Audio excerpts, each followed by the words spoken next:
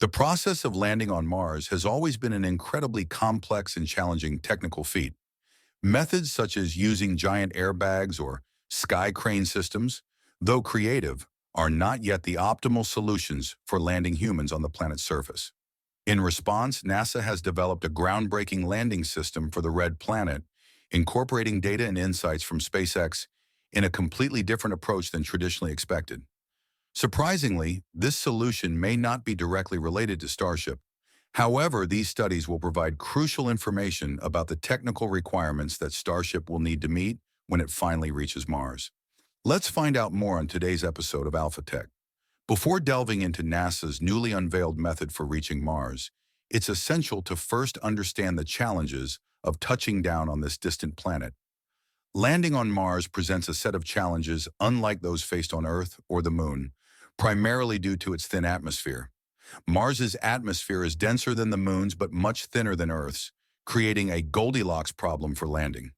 The thin atmosphere on Mars is too sparse to support Earth-like landing techniques that rely on atmospheric drag, such as parachutes or aerodynamic braking. In fact, the red planet's atmosphere is less than 1% as dense as Earth's. Terminal velocity on Mars can reach an astonishing speed of nearly 1,000 kilometers per hour, 4 times faster than on Earth. This means atmospheric braking alone is insufficient to slow down a spacecraft. Space agencies worldwide, including NASA, the European Space Agency, and Russia, have repeatedly faced this challenge, experiencing multiple failures when attempting to land spacecraft on the Martian surface. Only recently have breakthroughs been achieved to address these obstacles. The supersonic transition problem. One key issue complicating Mars landings is the supersonic transition problem. Retropropulsion, engines fired backward to slow a spacecraft during descent, is commonly used for moon landings. However, engineers initially believed that retropropulsion could only work effectively at subsonic speeds, below the speed of sound. The challenge with Mars is that spacecraft enter its atmosphere, traveling at supersonic speeds. NASA was concerned that firing engines at such high speeds could destabilize the spacecraft. Shock fronts could form around the vehicle, potentially causing turbulence or overheating. Moreover, the shock from the engine plume might damage the spacecraft, making retropropulsion seem impractical for Mars landings. Recent breakthroughs.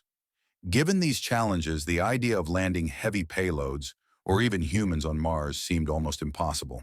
The combination of Mars's thin atmosphere and the supersonic transition problem rendered traditional approaches used on Earth and the Moon ineffective, leaving engineers with limited options. However, recent advancements in propulsion technology, particularly SpaceX's experiments with retropropulsion, have begun to challenge these long-held assumptions, offering new hope for overcoming these obstacles.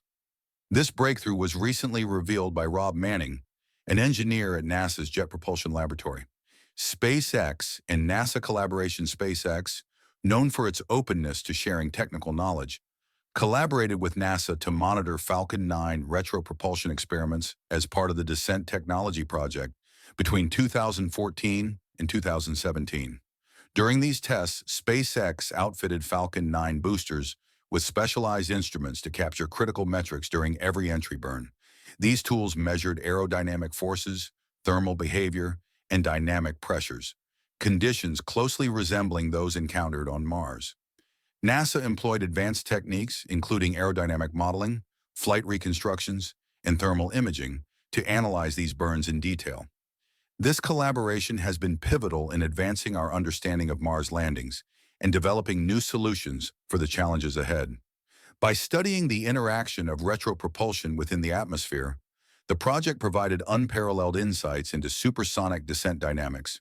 During its routine re-entry burns in Earth's atmosphere, Falcon 9 presented a unique opportunity to study supersonic retropropulsion, a critical technique for future Mars landings. These burns simulated the dynamics of entering Mars's thin atmosphere at high speeds, offering valuable insights without the need for dedicated Mars-specific tests.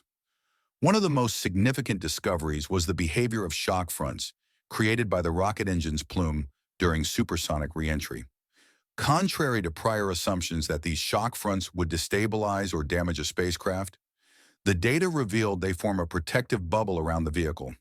This bubble reduces turbulence and heat, enabling a safer and more stable descent. The outcomes of this collaboration were transformative. The data not only validated the feasibility of supersonic retropropulsion, but also offered a clear path for adapting Falcon 9's re-entry techniques to Mars's unique environment. This foundational work has been instrumental in shaping NASA's strategies for developing human landing systems and advancing plans for crewed missions to the Red Planet. However, many unresolved issues remain regarding landing a crewed mission on Mars. Rob Manning noted that numerous unknowns still exist, including how a large spacecraft like Starship would be navigated and flown through Mars's atmosphere. The planet's thin atmosphere, while dense enough to create complications, isn't substantial enough to significantly slow down a descending vehicle. Steering Starship through such an environment is complex, as its aerodynamic surfaces, like fins, may be ineffective at hypersonic speeds in Mars's tenuous air. This raises critical questions about how to maintain stability and control during descent.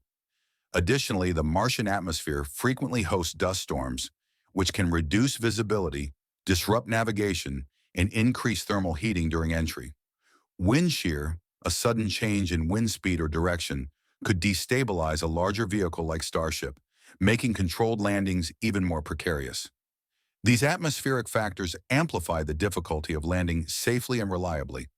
Once on the surface, Starship's massive engines pose another issue. During touchdown, the thrust could kick up significant amounts of debris from the rocky Martian terrain, potentially damaging the engines. This debris could also jeopardize the vehicle's reusability for return missions. Designing effective protection systems for the engines is essential, as is engineering landing legs robust enough to stabilize a spacecraft of Starship's size. On Mars's uneven and unpredictable surfaces, landing is only the first challenge. Infrastructure development presents significant logistical hurdles. Establishing durable landing pads to mitigate dust and debris is crucial, but requires resources and planning.